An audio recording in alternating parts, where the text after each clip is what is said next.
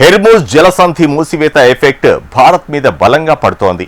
ఈ సంక్షోభం నుంచి మన దేశం గట్టెక్కగలదా? ఇరాన్, అమెరికా, ఇజ్రాయెల్ వార్ నెలల తరబడి కొనసాగితే భారత్ పరిస్థితి ఏంటి అనే సందేహాలు వ్యక్తమవుతున్నాయి. ప్రభుత్వానికి వ్యూహాత్మక చమురు నిల్వలు మన దేశాన్ని అందుకుంటున్నాయి. అయితే పశ్చిమాసియాలో యుద్ధ వాతావరణం ఇలాగే కొనసాగితే ఎలా? ఇప్పటికే వంట గ్యాస్ సిలిండర్ ధర పెరిగింది. పెట్రోల్, డీజిల్ ధరలు కూడా పెరుగుతాయనే ఆందోళన వ్యక్తమైంది.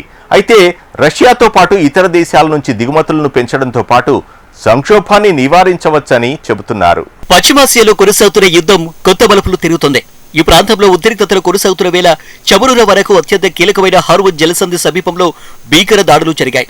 ఇరాన్ మోహరించిన మైన్ లేయర్స్ నౌకలు లక్ష్యంగా చేసుకుని అమెరికా దళాలు విరుచుకుపడ్డాయి. దీంతో అవి విధ్వంసమయ్యాయి.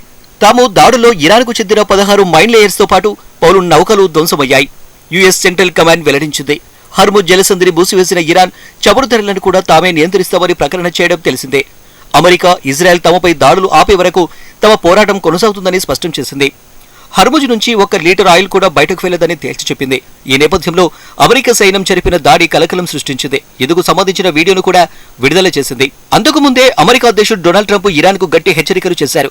హార్ముజ్ జలసంధి మార్గంలో ఎగుమతులను అడ్డుకుంటే ఇరాన్ను మరింత తీవ్రంగా దెబ్బకొడతామని ప్రకటించారు. ఇంధన ట్యాంకర్ల రాకపోకలను నిరోధించడానికి ఇరాన్ ప్రయత్నిస్తే అమెరికా దాడులు గణనీయంగా పెరుగుతాయని స్పష్టం చేశారు. మేము వారిని ఎంతగా దెబ్బతీస్తామో చూడండి, వారు దానిని తిరిగి పొందడం అసాధ్యం అని తెలిపారు.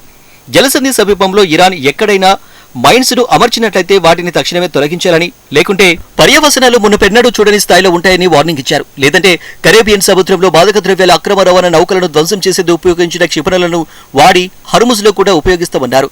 ట్రంప్ హెచ్చరికల తర్వాత ఇరాన్ మైన్ లేయర్స్ ను ధ్వంసం చేసినట్లు యుఎస్ సెంట్రల్ కమాండ్ వెల్లడించింది. పశ్చిమాసియా ఉద్రిక్తతల నేపథ్యంలో హార్ముజ్ జలసంధి మూతపడితే ఆహార ధరలు, జీవన వ్యయాలు పెరుగుతాయని ఐక్యరాజ్య సమితి ఆందోళన వ్యక్తం చేసింది. హార్ముజ్ మీదుగా నౌకలు, ఆయిల్ ట్యాంకర్ల రాకపోకలు ఆగిపోతే అంతర్జాతీయ వాణిజ్యం, అభివృద్ధికి గణనీయమైన ముప్పు కలుగుతుందని వార్నింగ్ ఇచ్చింది. అమెరికా, ఇజ్రాయెల్ దాడులు, ఇరాన్ ప్రతిదాడుల కారణంగా ఇప్పటికే హార్ముజ్ జలసంధి మీదుగా రాకపోకలకు తీవ్ర అంతరాయం కలుగుతుందని గుర్తు చేసింది. ప్రపంచవ్యాప్తంగా జరిగే ముడి చమురు రవాణాలో పావువంతు పెద్ద మొత్తంలో సహజ వాయువు, ఎరువుల సప్లై ఈ రూట్లోనే జరుగుతుందని పేర్కొంది. ఘర్షణ ప్రతికూల ప్రభావాలు పశ్చిమాసియా ప్రాంతానికే పరిమితం కావని, ప్రపంచ ఇంధన మార్కెట్లు, సముద్ర రవాణా, అంతర్జాతీయ సరఫరాల మీద పడుతుందని ఆందోళన వ్యక్తం చేసింది. ఇంధనాలు, ఎరువుల ధరలతో పాటు రవాణా ఛార్జీలు, బీమా ప్రీమియంలు పెరిగిపోతాయని హెచ్చరించింది. హార్ముజ్ జలసంధి అంతర్జాతీయ వ్యాపారంలో అత్యంత వ్యూహాత్మక సముద్ర మార్గం. ఇది పర్షియన్ గల్ఫ్ను, ఒమన్ గల్ఫ్ను అరేబియా సముద్రంతో కలుపుతుంది. హార్ముజ్ జలసంధి ఇరాన్, ఒమన్ల మధ్య ఉంది. దాదాపు 167 కిలోమీటర్ల పొడవైన ఈ జలసంధి 33 కిలోమీటర్ల వెడల్పుతో ఉంటుంది. ప్రపంచ చమురు, గ్యాస్ సరఫరాలో దాదాపు 20% ప్రతిరోజు ఈ కారిడార్ గుండా జరుగుతుంది. రోజుకు దాదాపు 22 మిలియన్ బ్యారెల ముడి చమురు ఆసియా దేశాలకు సరఫరా అవుతుంది. సౌదీ అరేబియా, ఇరాక్, యుఏఈ, కువైట్లకు చెందిన ముడి చమురు, సహజ వాయువు హార్ముజ్ జలసంధి మీదుగానే ప్రపంచ దేశాలకు సరఫరా అవుతాయి. ఇప్పుడు ఈ మార్గం మీదుగా చమురు ట్యాంకర్లు, నౌకలను ఇరాన్ అడ్డుకుంటుంది.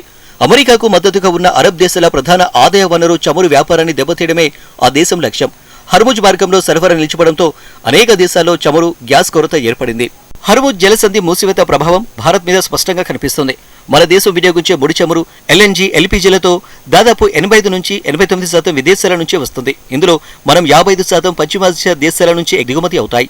రోజుకు దాదాపు 2.7 బిలియన్ బ్యారెళ్ల ఈ మార్గం గుండానే దిగుమతి అవుతాయి. ఆ దేశాల నుంచి హార్ముజ్ జలసంధి మీదుగా భారత్లోని ఓడరేవులకు ఇంధన వనరులు చేరుతాయి. హార్ముజ్ మూసివేతతో ప్రస్తుతం ముడి చమురు ధరలు బ్యారెల్కు $100 దాటాయి. దీంతో ఇప్పటికే ప్రపంచవ్యాప్తంగా పెట్రోల్, డీజిల్ ధరలు పెరిగిపోయాయి. భారత్ మీద కూడా ఈ ప్రభావం కనిపిస్తుంది. ఈ పరిస్థితి ఎక్కువ కాలం పాటు కొనసాగితే చమురు మార్కెటింగ్ కంపెనీలు ఆ భారాన్ని వినియోగదారులపైకి బదిలీ చేస్తాయి. అంటే పెట్రోల్, డీజిల్, వంట గ్యాస్ ధరలను పెంచుతాయి. ఈ ప్రభావం రవాణా, ఆహారం తయారీ రంగాలపై కూడా చూపుతుంది. ఫలితంగా ద్రవ్యోల్బణ ఒత్తిళ్లు మొదలవుతాయి. మన దేశ చమురు నిల్వలను 2 రకాలుగా డివైడ్ చేయొచ్చు. మొదటిది వ్యూహాత్మక నిల్వలు, రెండవది కార్యాచరణ నిల్వలు. ఇందుకోసం సాధారణంగా 6 నుంచి 8 మిలియన్ మెట్రిక్ టన్నుల ముడి చమురును సిద్ధంగా ఉంచుతారు. వీటిని అత్యవసరాల్లో వినియోగిస్తారు. భద్రతా కారణాల దృష్ట్యా వ్యూహాత్మక చమురు నిల్వలను కర్ణాటక, ఆంధ్రప్రదేశ్లోని కొన్ని ప్రాంతాల్లో భూగర్భంలో దాచి ఉంచారు. ఇక కార్యాచరణ నిల్వలను Indian oil corporation, Bharat petroleum corporation limited, Hindustan petroleum corporation limited వంటి చమురు కంపెనీలు నిర్వహిస్తాయి. ఇవి దాదాపు 74 రోజుల వరకు అవసరాలను తీర్చగలవు. ఈ నిల్వల వల్లే అంతర్జాతీయ మార్కెట్లో ముడి చమురు రేట్లు పెరిగినా వెంటనే పెట్రోల్, డీజిల్ ధరలను భారత ప్రభుత్వం పెంచదు. అంటే ఇంధన ధరల పెరుగుదలను అడ్డుకునే అస్త్రంగా ఈ నిల్వలు పనికొస్తాయి. ముడి చమురు కొరత కారణంగా వీటిని వాడుకునే పరిస్థితి వస్తే పెట్రోల్, డీజిల్ రేట్లు పెరుగుతాయి. ఇన్ని జాగ్రత్తలు తీసుకున్న హర్ముజ్ సంక్షోభం నుంచి భారత్ గట్టెక్కగలదా? ఇరాన్, అమెరికా, ఇజ్రాయెల్ వార్ నెలల తరబడి కొనసాగితే భారత్ పరిస్థితి ఏంటి? అవే ప్రశ్నలు కీలకంగా మారాయి. భారత ప్రభుత్వ రంగ ఆయిల్ కంపెనీలు ఎక్కువగా పశ్చిమాసియా దేశాల నుంచి చమురును కొంటున్నాయి. అయితే రిలయన్స్ ఇండస్ట్రీస్, నయారా ఎనర్జీ లాంటి ప్రైవేట్ రిఫైనర్లను ఎక్కువగా రష్యా నుంచి చమురును కొంటున్నాయి. ఇక పశ్చిమాసియా ఉద్రిక్తతల కారణంగా ఇటీవల అమెరికా మన దేశం మీద ఆంక్షలను సడలించడం, రష్యా నుంచి కొనుగోలు విషయంలో అనుమతి ఇవ్వడంతో పరిస్థితుల్లో కొంత మార్పు వచ్చింది. భారత చమురు శుద్ధి కర్మాగారాలు మళ్లీ రష్యన్ ముడి చమురు కొనుగోలును పెంచాయి. తాజాగా భారత్ దాదాపు 30 మిలియన్ బ్యారెల్స్ రష్యన్ చమురు ఆర్డర్ ఇచ్చింది. దీంతో ఇండియాలో చమురు కొరత లేకుంటే పెట్రోల్, డీజిల్ ధరలో పెంపు ఉండదని నిపుణులు అభిప్రాయపడుతున్నారు. ప్రస్తుత సంక్షోభాన్ని దృష్టిలో పెట్టుకుని మన దేశంలో ఎల్పీజీ ధరలను పెంచేశారు. మార్చి 7 నుంచి ఇప్పటి వరకు గృహ వినియోగ సిలిండర్ ధర సగటున 60 పెరిగింది. వాణిజ్య సిలిండర్ ధరను 115 వరకు పెంచారు. యుద్ధం కనుక దీర్ఘకాలం పాటు కొనసాగితే ఎల్పీజీ కొరత ఏర్పడే అవకాశం ఉంది. అందుకే కేంద్ర ప్రభుత్వం దేశీయ ఇంధన మార్కెట్ను కాపాడడానికి మంగళవారం నిత్యావసర వస్తువుల చట్టంను అమల్లోకి తెచ్చింది. దేశీయ ఆయిల్ మార్కెటింగ్ కంపెనీలు ఎల్పీజీ ఉత్పత్తిని పెంచాలని ఆదేశాలు జారీ చేసింది. అంతేకాదు అక్రమ నిల్వలు, బ్లాక్ మార్కెటింగ్ లాంటివి జరగకుండా గృహ వినియోగదారులకు 100% వంట గ్యాస్ సరఫరా అయ్యేలా చర్యలు తీసుకోవాలని స్పష్టం చేసింది. వాహనదారులకు సీఎన్జీ కూడా నిరంతరం సరఫరా అయ్యేలా చూడాలని స్పష్టం చేసింది. ఇక కమర్షియల్ ఎల్పీజీ గ్యాస్ సరఫరా విషయంలో ఇప్పటికే ఇబ్బందులు మొదలయ్యాయి. మరోవైపు రష్యా నుంచి చమురు కొనుగోలు చేసేందుకు భారత శుద్ధి కర్మాగారాలకు అమెరికా ఇచ్చిన తాత్కాలిక మినహాయింపులపై White House press secretary Karoline Leavitt కీలక వ్యాఖ్యలు చేశారు. భారత్లో ఉన్న కొందరు మంచి మిత్రుల వల్లే ట్రంప్ ఆ దేశానికి చమురు కొనుగోలు చేయడానికి అనుమతి ఇచ్చినట్లు తెలిపారు. రష్యా నుంచి చమురు కొనుగోలు నిలిపివేయమని గతంలో ట్రంప్ చెప్పిన వెంటనే భారత్ ఆపేసిందని కరోలిన్ అన్నారు. అందువల్లే వారికి అవసరం ఉన్న సమయంలో ఇబ్బంది పెట్టకుండా అనుమతులు ఇచ్చినట్లు తెలిపారు. ఈ అనుమతుల కారణంగా రష్యాకు పెద్దగా లబ్ధి ఏమీ ఉండదని, మరోవైపు క్రూడ్ ఆయిల్ విషయంలో జరుగుతున్న ప్రచారానికి విదేశాంగ మంత్రి జయశంకర్ చెక్ పెట్టారు.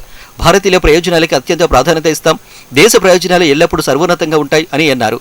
దేశంలోని చమురు నిల్వలపై ఆయన ధీమా వ్యక్తం చేశారు.